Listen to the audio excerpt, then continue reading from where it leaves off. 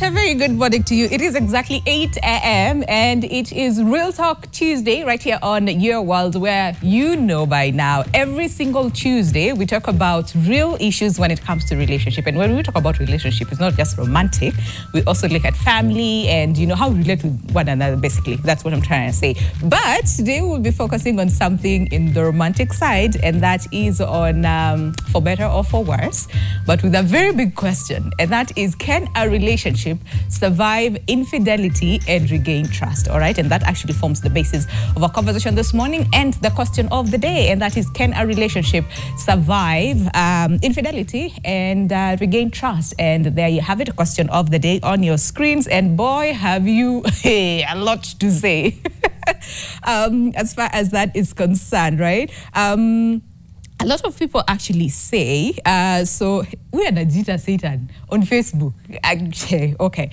They say they treat men with pregnancy to make a child's source of income. So how is that infidelity, Satan? But it could be, right? To some people, anyway, we don't know, all right? And then someone else says the court should be applauded, you know, based, I think, on what it ruled about. But I can see some of you on X as well, and I'm trying to just get through to some of your feedback, and that is as far as the question that we're asking, and that is, can a relationship survive infidelity and, you know, regain trust? But at the same time, also from a cheater's perspective, the biggest question that we always ask is why? Why do people cheat in the first place? Okay, so should that even be a conversation? Because a lot of people say, you know, oh, men are hunters, oh, women should submit, oh, women should do this. But really, why is it that a lot of people actually cheat? And last year, there was a study, not even a study, there were findings by KDHS, and they had a lot to say. And one of our own, that is Leon Lidigu, did that story and actually termed it a cheating nation. And it said at 11%, and this is Murang'a County led in terms of the number of people who cheat. And it says at 11%, Murang'a leads on the percentage of women who had more than 2 partners in the last 12 months. And remember, this is a study that was done in 2023. Then continues to say, on average, a higher proportion of men, that is 15%, than women, that is at 4%, reported having 2 or more sexual partners. And again, remember, this is a study that was done last year. So the biggest question is why? Number one, and then number two, can a relationship really survive infidelity and also regain trust? And we'll continue. There's so much on the data which we'll continue to look at throughout the conversation. But this morning, I am joined by, again, you love them, yeah? Okay, Salamba, the last time he was here, it's been a while, but it's so good to see you again. Victor Salamba, good to have you this morning, relationship coach, and so many other titles that goes, you know, behind the name. It's so good to have you this morning. And our very own Bishop, Grace Deliza, good to have you as well. Thank you this so much, morning. You both look really, really nice. Why did I get a bit of gold? You look so nice. Thank you very much. Black does it. Right? Oh, thank you. Thanks, Bishop. I'm just going to throw this question to you, really. And that is what we're asking. Can a relationship survive infidelity and regain trust? First of all, let's get to understand infidelity. And I'll tell you why I'm asking you that question. Oh, let's just call it cheating so that we all understand. Can we first of all just understand cheating? And I don't want to say the principles behind it, because then it will sort of like tengeneza, you know, kidogo. But let's just understand cheating. And a lot of people think cheating is considered cheating when it's only sexual in nature. So can we, at the very basic level, just understand cheating? Cheating is anything that you classify in a relationship, and I'll specify this in an exclusive relationship. Yeah. Anything that can be outsourced, yeah, without consent of a partner. That is the basic threshold. Okay. That because when you start from there, then now it's easy to start identifying. Okay, how do we define it now? Because you look at it. Yes, we can say there's the physical one. Yes, but of course you have got emotional affairs. We've got spiritual affairs also. You know, so we have things that people once you begin to outsource something that is exclusive to the relationship to someone else outside, automatically a line has been crossed. From there now we can begin to define.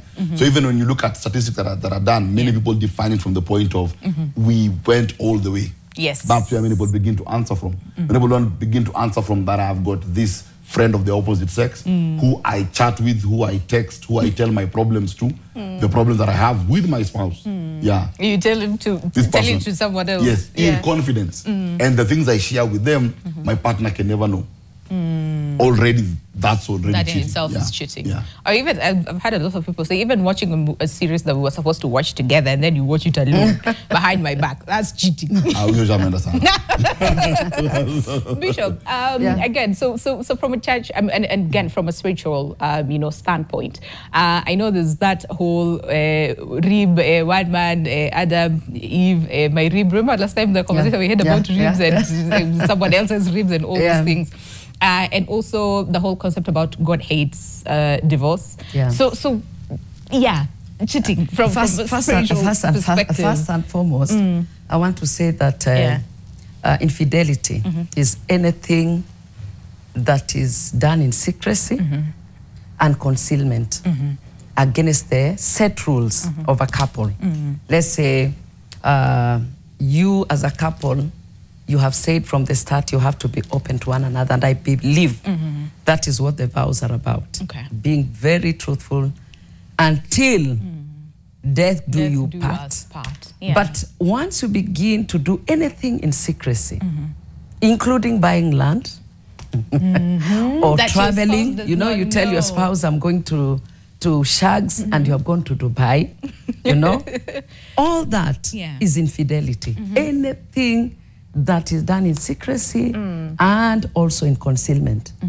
Another thing is when you don't support your spouse. Okay.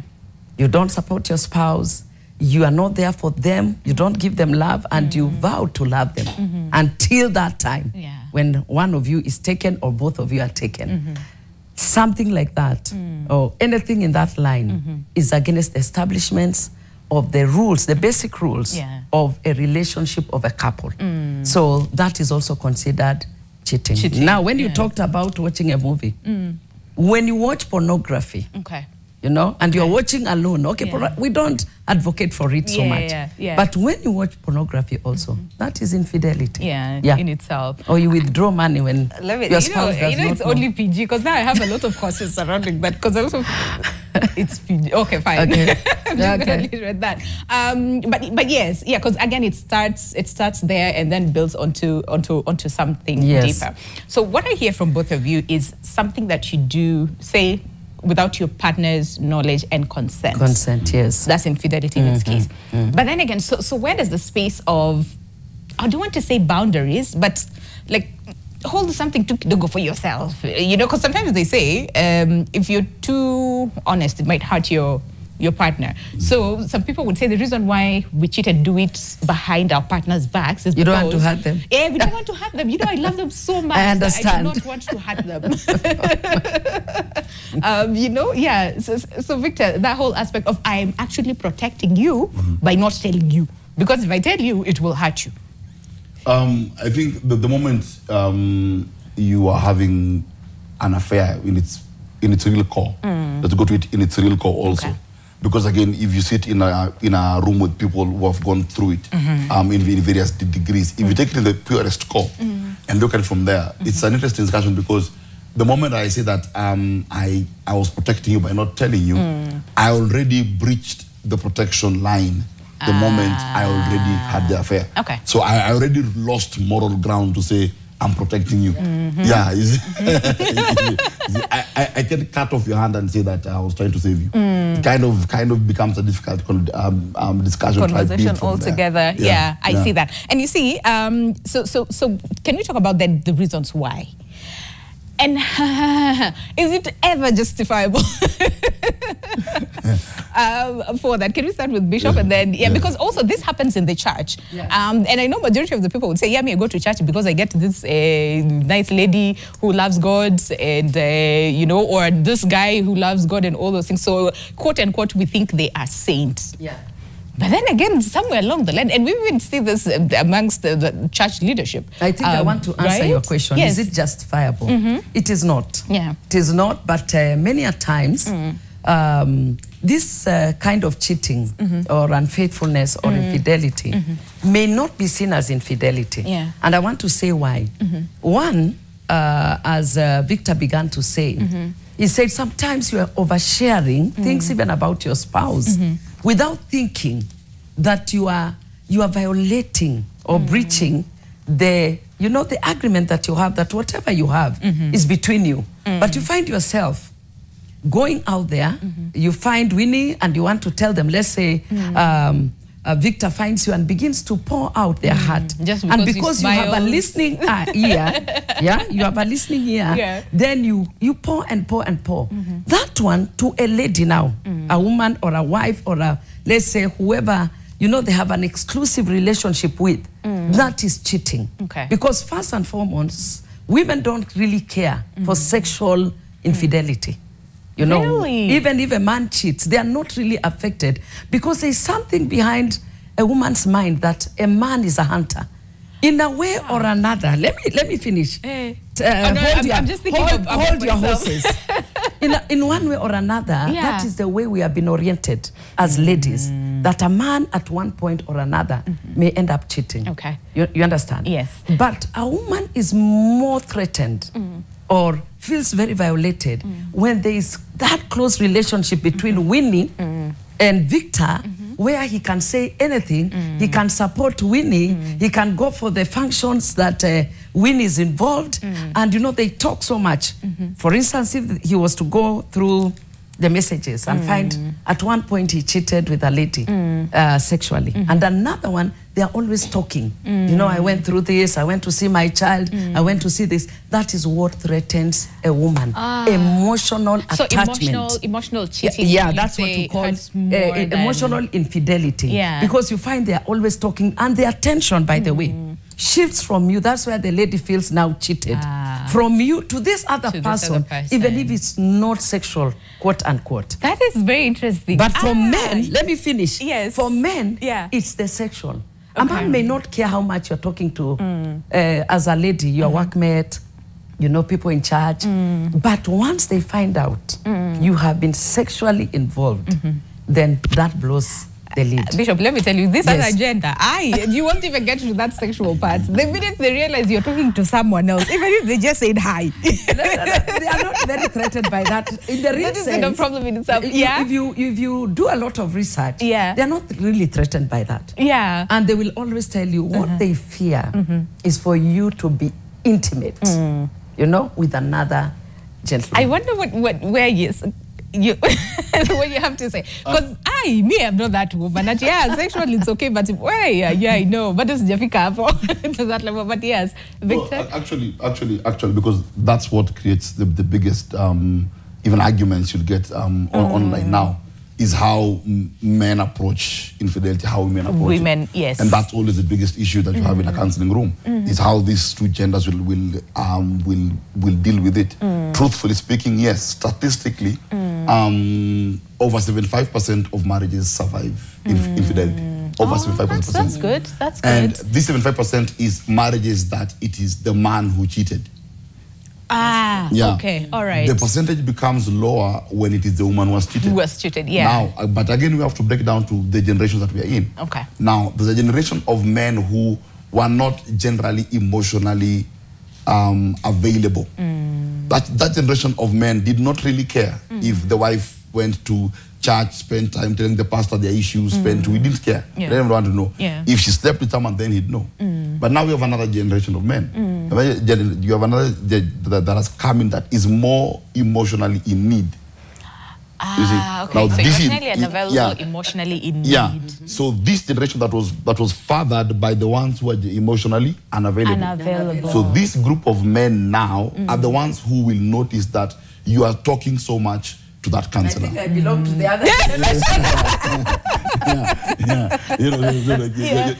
you talk too much to that. You talk too much to that counselor. I mean, I have received threats in my line of work where someone has come and the husband comes, parks the car, and says, I think you're having, an affair with my wife. Yeah, and you see, because it's a generation now where you have again a group of men that were raised who are emotionally in need. Now that one is a different group, because now they quickly will begin to look at you're talking so much to so and so. But here's the other gap. The gap is this: is that if you do statistics and find out ladies who have cheated, many women will not acknowledge they have cheated. Because to a lady as well, as much as she's sharing information to someone, ladies don't acknowledge that as cheating. Until you bring the rule book and start breaking down the rules. You talked about this. You said this. That. You said this.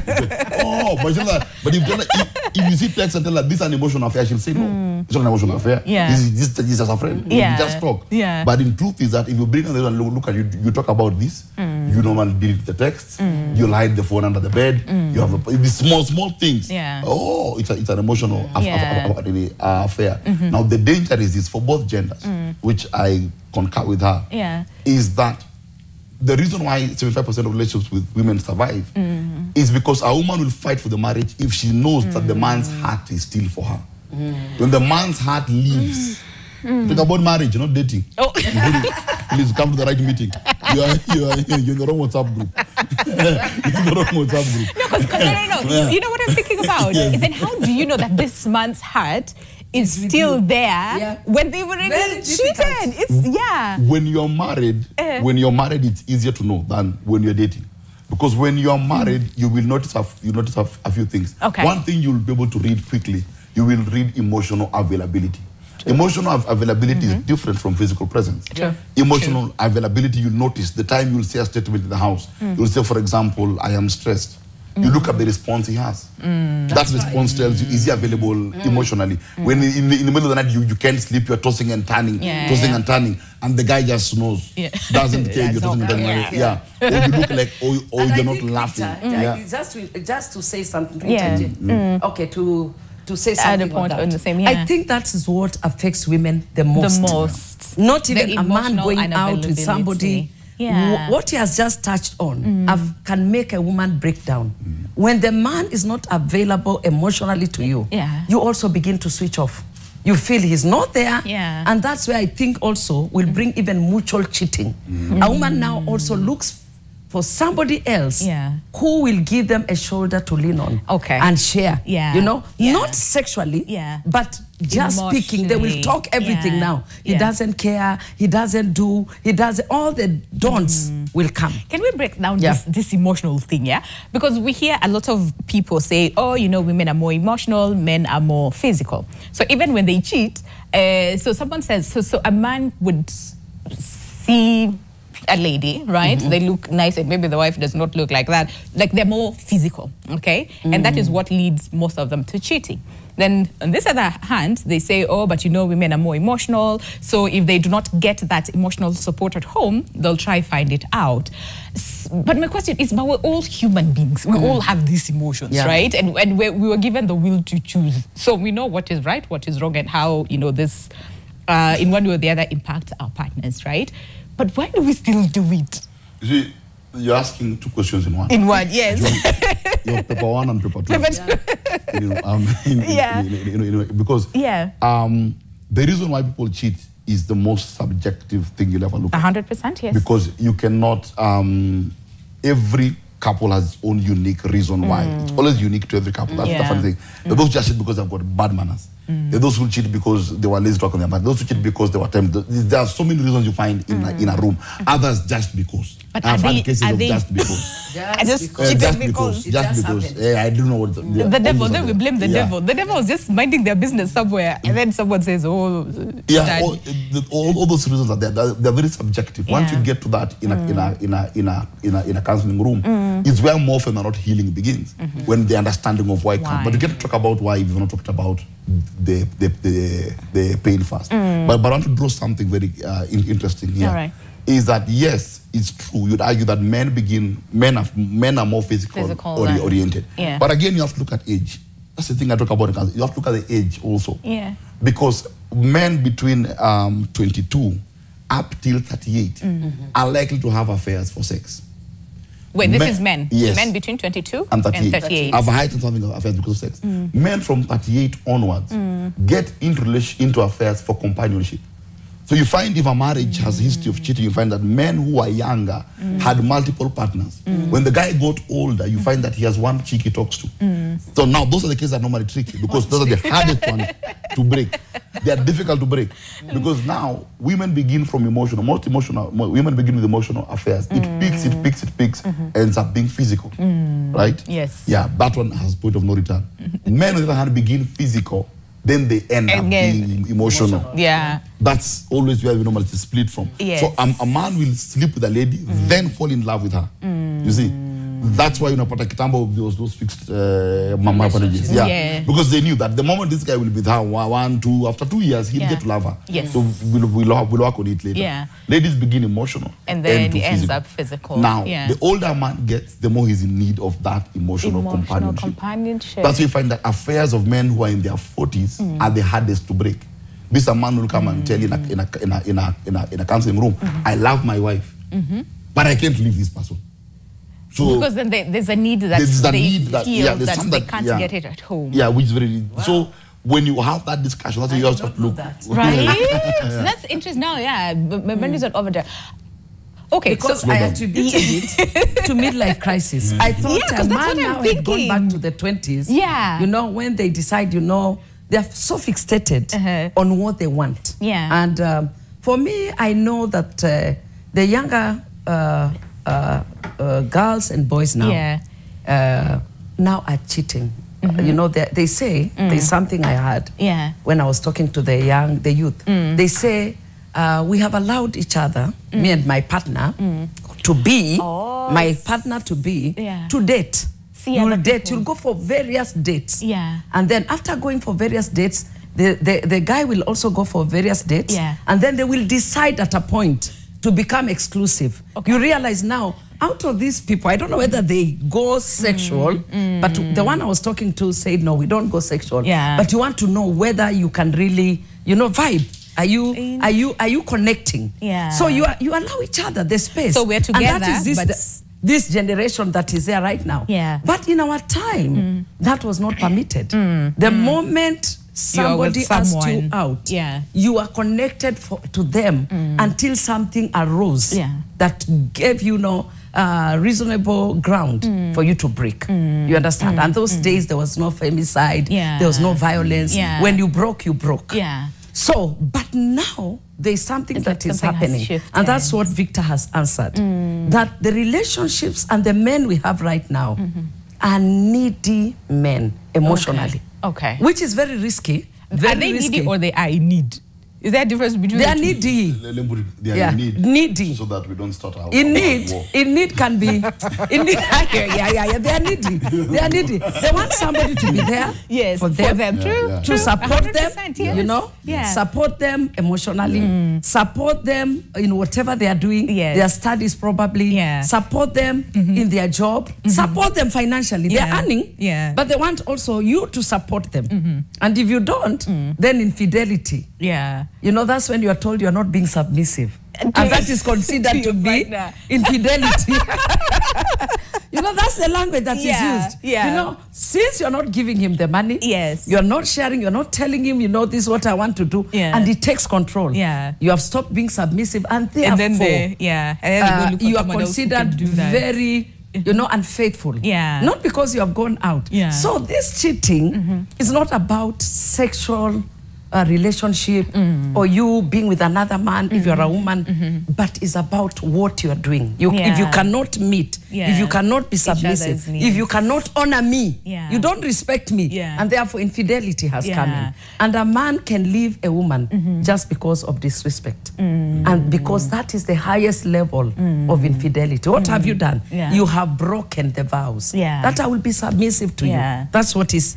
He said in church, I'll be submissive to you. I will love you. I will love you. Until death do us part. And then somewhere along the line, a beautiful lady or a handsome man comes and then breaks everything. Everything is broken. Everything and I want to say this. I just want to say that.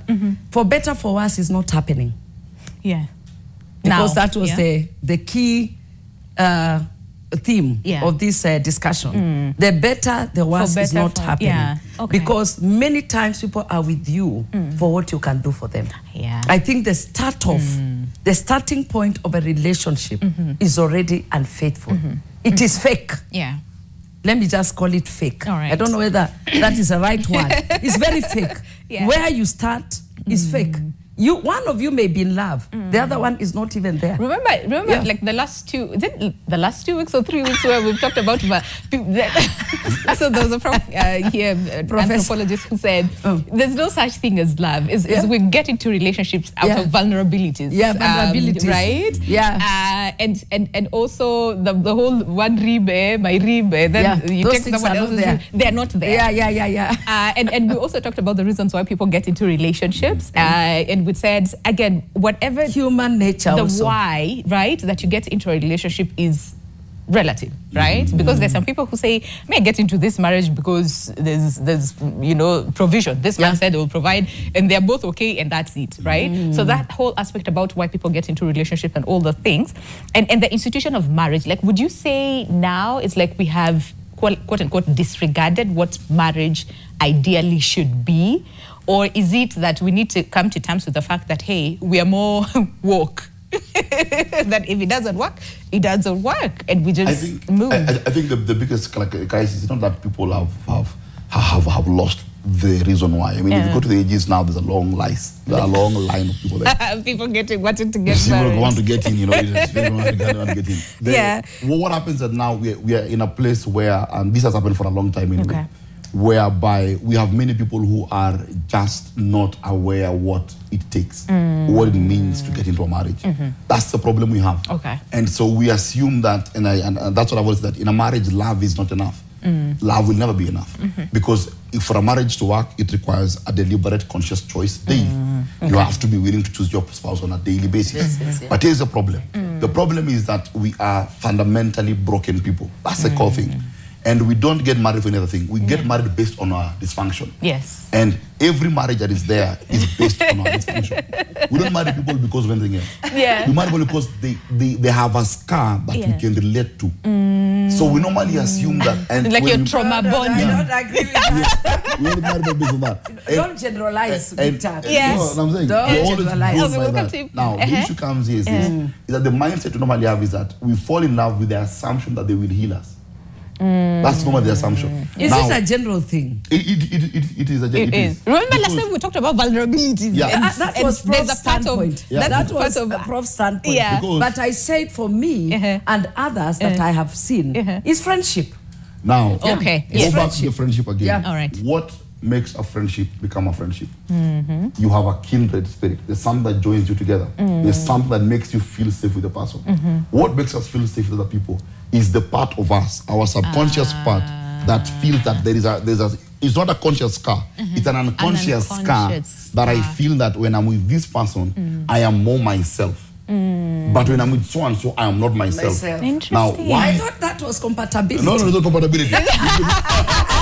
I'm coming to this thing. No. I will say something. Let me just interrupt. Okay, because he's really bringing out this thing in a very strong way. Okay. I want to say this, and I understand where he's coming from. There are people with something, they were hurt, probably they were abused. They are looking for a father figure, mother figure, or just a sister in somebody.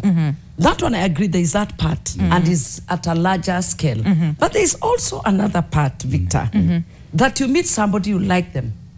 And you can talk, you can share. You become friends instantly. And this friendship progresses, that even when you have differences, you are able to solve easily without judging each other, very harshly.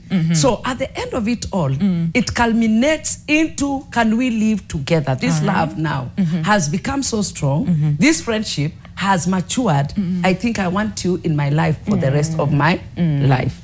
So that one is also there. I think also touch on that. Being a relationship expert. No, I think. But you can't bundle us together. No, that's not what he's saying. I think where you've come out of the bus is here. Is that in that dysfunction, there is a possibility that in my own journey through my life, I have been able to know and to mature through my dysfunctions.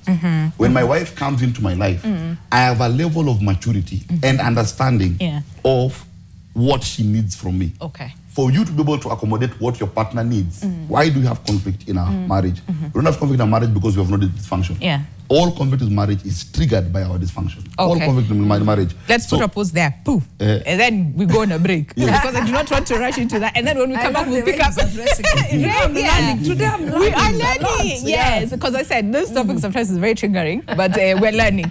So let's put a pause on that. And then when we come back, we'll also then address these dysfunctions. And now, how then do we sort of like make it work despite our dysfunctions, right? But remember the question that we're asking you today, that is, can a relationship survive infidelity and regain trust? And I can see Kipsang Moses on X says, once trust is broken, it can never be repaired again. Okay, so yes, when we come back from the break, then we will address the whole aspect. Now that we understood the reasons why and the problem, in itself, we also want to answer the question that we're asking, and that is, can a relationship survive infidelity and regain trust as well? And also want to understand it from a cheater's perspective, if that makes sense, because we tend to point fingers, but we don't also, get to look at why. Okay, so all that is coming up after the break. Do stay with us, but send in your questions on Facebook and X, and that is at NTV Kenya, both on Facebook and on X. See you after the break.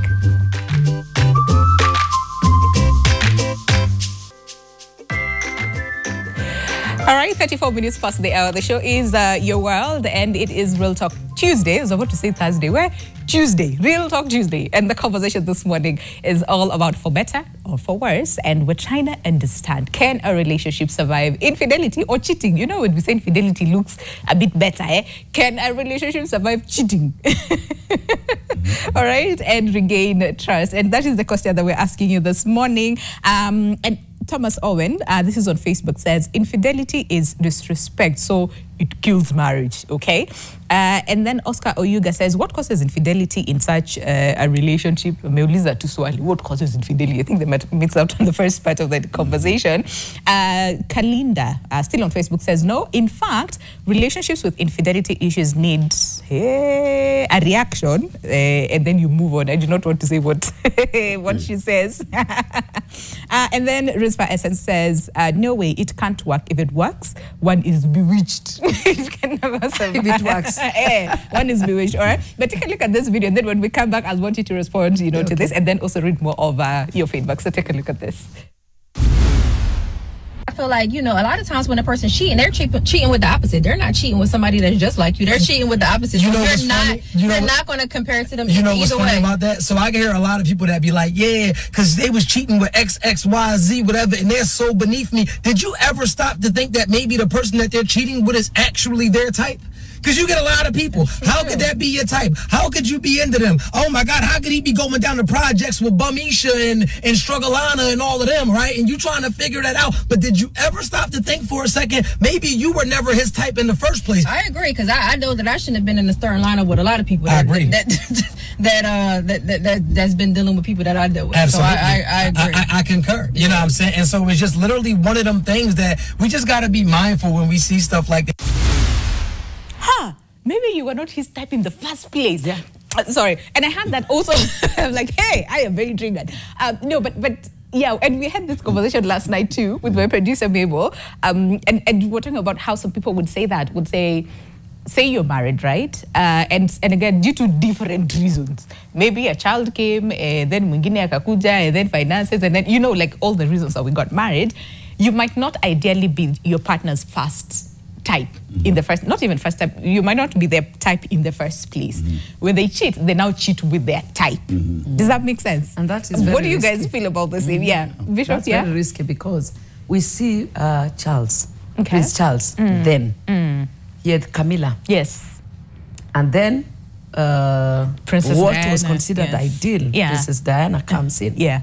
But what he loved, the rugged relationship, was with who? Camilla. And he ends up with Camilla at the end of it all, because this was my type, not the other one that people thought was supposed to be. Yes. Yeah. I think it happens. It happens. And that, if that comes in your relationship, then that relationship is as good as broken. If somebody finds their type, when you are in a relationship, it doesn't matter, irrespective of the age, then that relationship is, the marriage is done. You're doomed. Yeah, because when they're together, they enjoy common interests. Like I could see Charles, because I studied that, and I was wondering, Princess Diana with everything. Yeah. She looked the ideal woman. Icon, but yes. why did this man go for this other one, you know, whom the world did not consider even, what appropriate for him. Person. Yeah. But he ends up with this person. And this person is the same one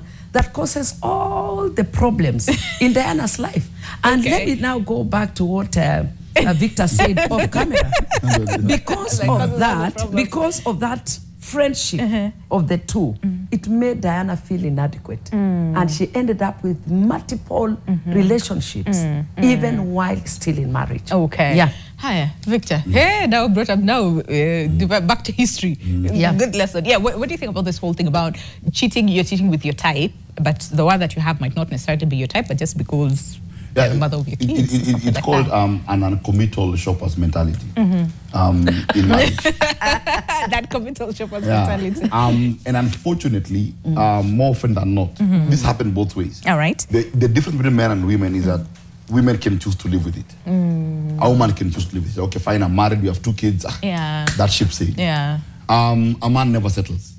His mind will always be thinking. It's like if you ever went to those days when you ever went to those where people buy clothes, you know, when people are fighting for clothes, then you pick a shirt. You went to buy a trouser, but you see a shirt, and it's a good shirt. You think, okay, let me just put it here. In case I don't get the trouser, I'll just take this home. But when you go home, you always think, there's a trouser I didn't get. Now, the danger, and I once said this somewhere, I was talking to somebody to see clothes, and it caused uproar. But I say that we must understand fundamentally the core differences we have as to how God made us. And one of the critical things about like what that guy is saying, which is very true, is that you have to look at, first of all, what was the genesis of our relationship? How did we begin? And the mindset that is wrong in this generation now is that men are slow.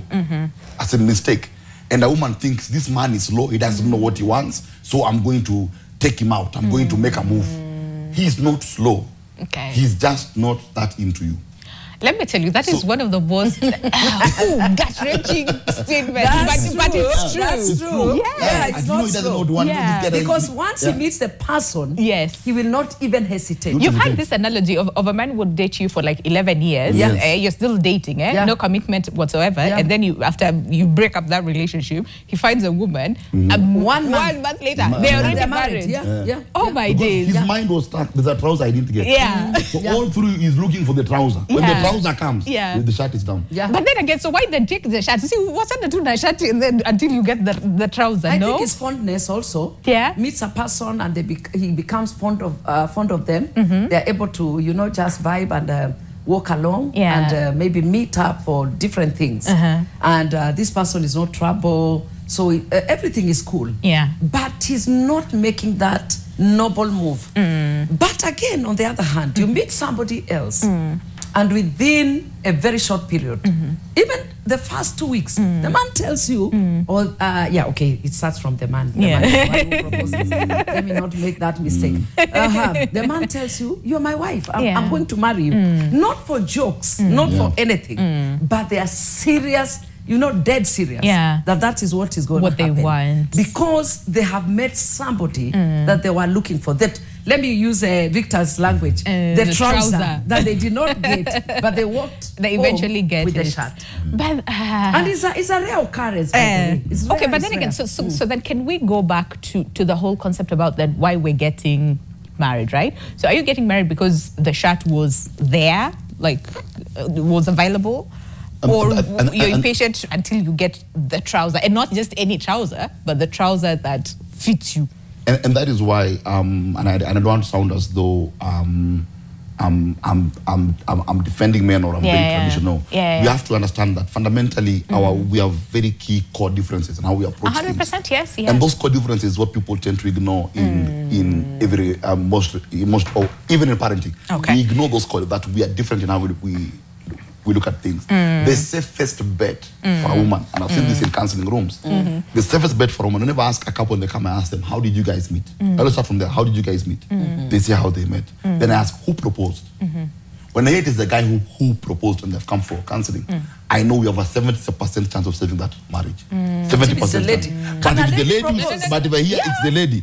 who the year it is her. Yeah. I know here our let me ask this guy has come to be really? Because if he proposed, and that's what ladies should wait for. Has he proposed? Now, if you find Amachuka 6 years has proposed, sana it's not you. Oh yeah. Sana just my sabu been 6 years. So what do you do?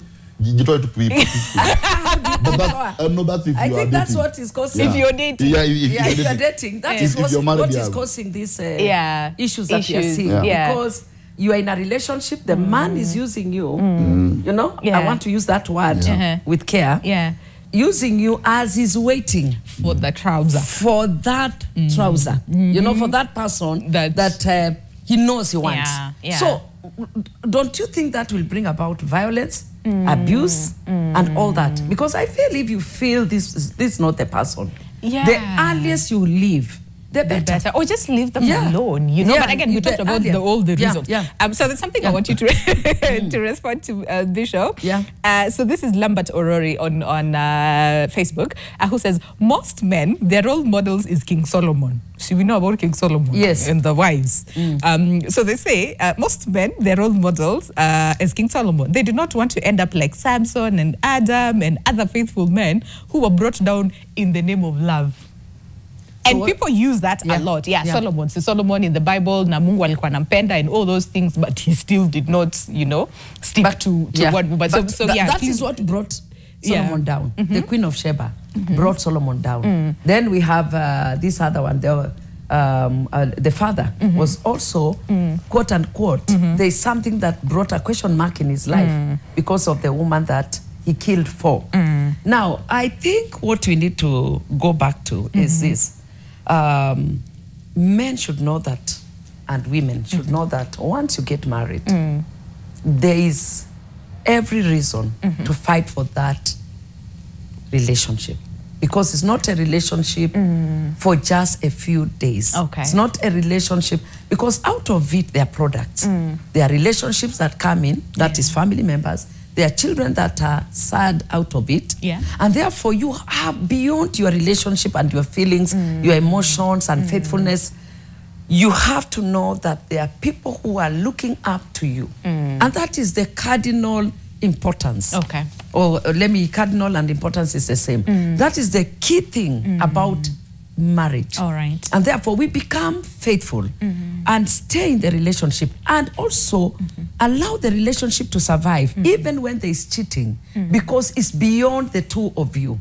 The time you came together, you were dating is okay. You could have broken the relationship. Better break a relationship. But maybe they did not cheat at that time when we were still dating. Also, Bishop. But let me tell you, I want to tell you something. A cheat. Once a cheat, always a cheat. 95%. Something else that so even the time they were dating you, you are not just aware. There were 20 others. Bishop 40 others. 20 others. Something else. Bishop, take it or leave it. Still on the Solomon analogy, right? So also, because people, I mean, most Christians would consider the Bible our anchor, right? It is. And so some men would say, so look at people like Akina David, because David killed someone else's husband, you know, the wife and all those things.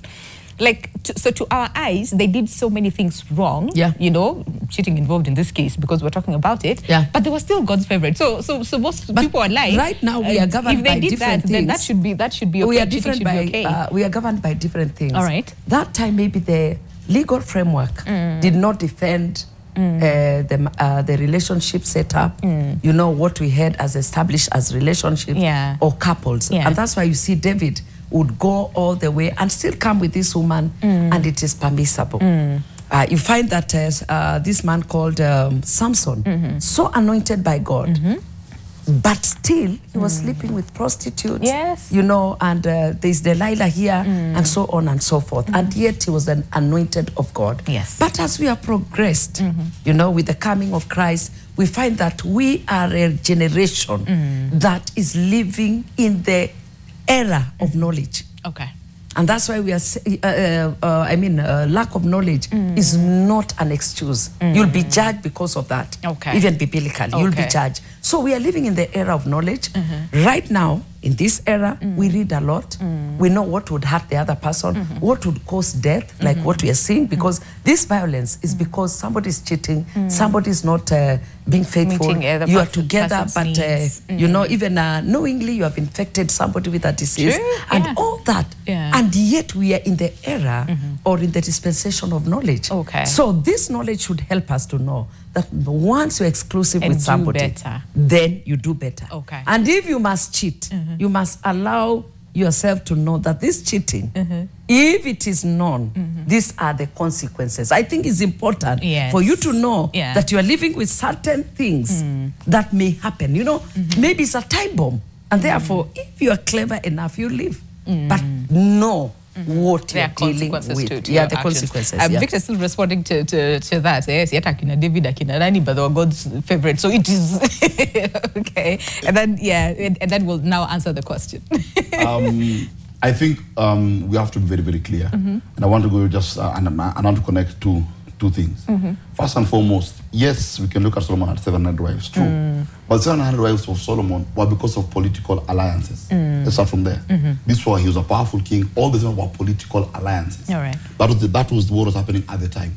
What I'm asked right now is, what political alliance are you looking for? If you want to be a president, you want to have a lady from Meru, Mount Kenya, and then one from No. So the law of the day showed that for us to have peace, if we are family, we can have peace. If we are family, we can have peace. If we are family, we can have peace. That's the historical basis of why Solomon had 700 wives. That's why those kings in those days had more than one wife. But notwithstanding, if we let's even move forward and say, fine, let's say they had it good. But let's look now. My problem is normally that when we change the rules of engagement, that's always my issue. I tell people this every single time. We cannot change the rules of engagement. That is now the crime. Because if we change the rules of engagement, then I lied to you from the very beginning. And one thing I tell my wife is point blank, is the day that I'm tired, I'll sit with you the same way I asked you out and tell you, by the way, I am done and I want to move on. So the reality is this. We cannot change rules of engagement halfway. You cannot get married to someone and tell them, I'm going to get married to you, you're going to be together. Then one day you wake up and say, African, we are all hunters. Oh yeah. Right now, you know now they're open relationships. Oh, I was an entanglement. Oh, you were situationships. All those things. No. What was the contract we got into from the primary beginning? Let's have the integrity first of all, both men and women. The integrity to sit there and say, this is where we began from, and where I am, I don't think this is working, and I'm thinking I have another option. Let the person, give them the respect to look at them in the eye and tell them, I'm actually done. And that's what I don't turn it into a polygamous or a polyamorous relationship halfway through the contract. There you lied from the very beginning. And I think that's where the conscience comes in. All right. Now, when you look at something else, someone is saying about trust and everything, from my experience, when an affair has happened, there are many reasons why people cheat. Very many reasons why people cheat. There are people who are pushed to cheating. There are people who are pushed into it. There are people who are forced into it. And so when I say pushed, I mean that the marriage itself created an atmosphere that was conducive for an affair. Is that the right option? No. But what do? I tell couples this, is that the marriage, number one, can never be the same. But statistically, couples who work through it, the marriage becomes better. Stronger. Okay. So it's not an ingredient to make it better. Okay. But does it make you, as the other couple, the other partner feel, my man is very marketable. Then I should work better. The other way. Because once you deal with it, many couples who have journeyed through it and we have dealt with the cause of the matter. Because when you approach an affair, you have to approach from two ends. The first end you approach is from, am I willing to continue with this relationship? Yes or no? In the first Answer that question first. Number two, the things that my partner has not told me about the affair, if I know them, will I stay? That's question two. Because you might just have a small part. When they give the information, you decide, now I'm willing to fight for it. Are you ready to say, fine, I have both parties. This one says I've got 2 years to know that in 2 years, I'll be insecure. For 2 years, I will doubt you. For 2 years, I'll question you. Yeah. And the other one says, I am okay. Because when you got married before I cheated, I was innocent till proven guilty. Now that I have cheated, I am guilty to regain my innocence. Yeah. So I have to be willing at that point to cooperate with the rules. If my wife says, where are you? And she panics, I tell her, I picture, studio. I have to go through that. Allow yourself to work. Allow yourself to rebuild the trust slowly.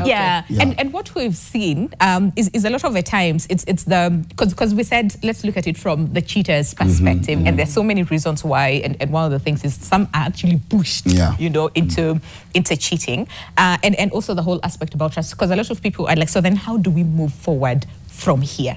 And what you're saying makes sense in terms of, first of all, think about, do I want to move forward in the first place? Will I ever forgive you for that? Because we have all established here that yes, a relationship can survive infidelity.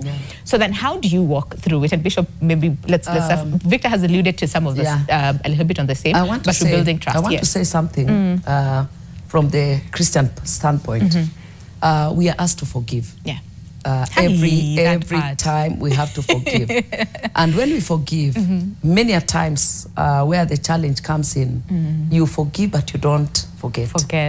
And every now and then, because then every now and then it ails, indirectly it ails this relationship. It does, yes. Because as much as you have accepted to move on, your trust has dropped 100%, yes, towards this person. You may want to look at things the same way again, or even you know, he's the expert here of relationship, and I want to believe him. But more often than not, it may become stronger because one, we the humans or individuals, let's say a man or a woman, they don't want to be defeated. So once they get this person back, they want to ensure they stay. And therefore, they want to make things better for the person.